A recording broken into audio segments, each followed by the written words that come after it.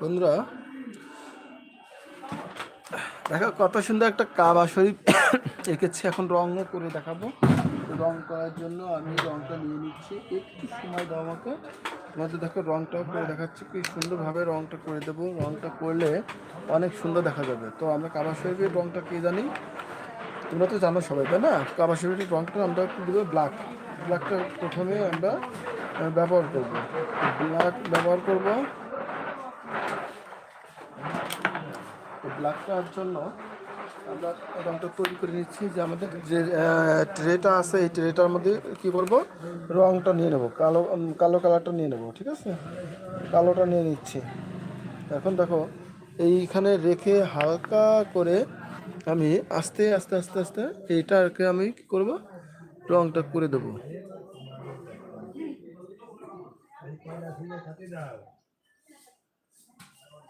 খেয়াল রাখতে হবে যেন বাইরে না চলে যায়।